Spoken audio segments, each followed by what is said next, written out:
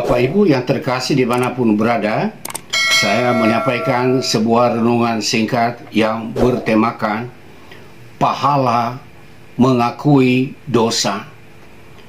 Saya membacakan firman Tuhan yang diambil dari kitab 1 Yohanes pasal 1 ayat yang ke-8 dan 9. Jika kita berkata bahwa kita tidak berdosa, maka kita menipu diri kita sendiri dan kebenaran tidak ada di dalam kita. Jika kita mengaku dosa kita, maka Ia adalah setia dan adil, sehingga Ia akan mengampuni segala dosa kita dan menyucikan kita dari segala kejahatan. Saudaraku yang terkasih, kita sebagai umat Tuhan dimanapun berada, kita memahami bahwa Allah Sang Pencipta langit dan bumi adalah Allah Maha Penyayang, Pengasih dan Pengampun. Tetapi orang yang berbuat dosa harus mengakui dosanya, mengakui kejahatan yang ia perbuat, baru ia mendapat pengampunan dari Allah. Sebagaimana firman Tuhan tadi katakan, jika kita berkata bahwa kita tidak berdosa, maka kita menipu diri kita sendiri dan kebenaran tidak ada di dalam kita.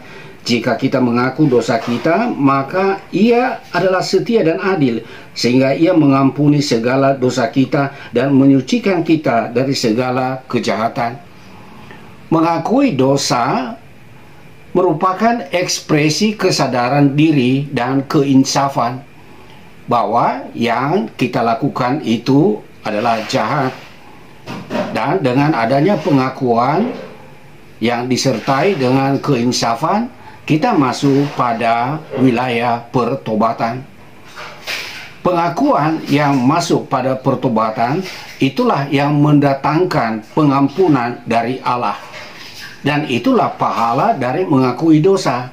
Sebab ada orang yang menyadari, mengakui bahwa ia telah berbuat jahat, tetapi ia tidak bertobat dan ia tidak mengakui kesalahan itu.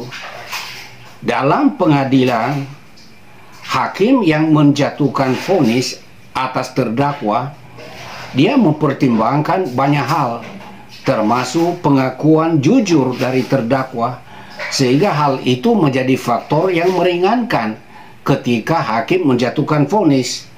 Sebaliknya, bagi orang yang menyangkal perbuatan-perbuatannya, sekalipun ada bukti-bukti kuat bahwa ia telah melakukan kejahatan dimaksud, itu akan menjadi aspek yang bisa memberatkan ketika hakim menjatuhkan vonis atas terdakwa. Jika orang menyangkal kejahatannya, kejahatan melalui ucapan mulut, kejahatan melalui perbuatan, bagaimana mungkin ia bisa mendapat pengampunan?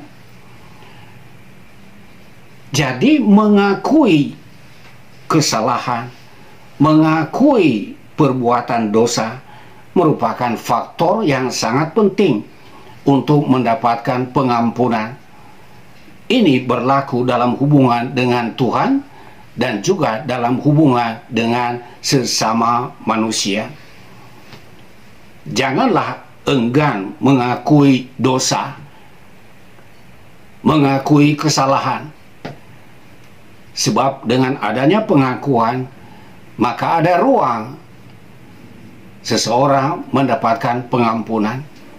Semoga renungan ini menolong kita untuk menjadi pribadi-pribadi yang jujur rendah hati dan tidak menjadi pribadi yang angkuh.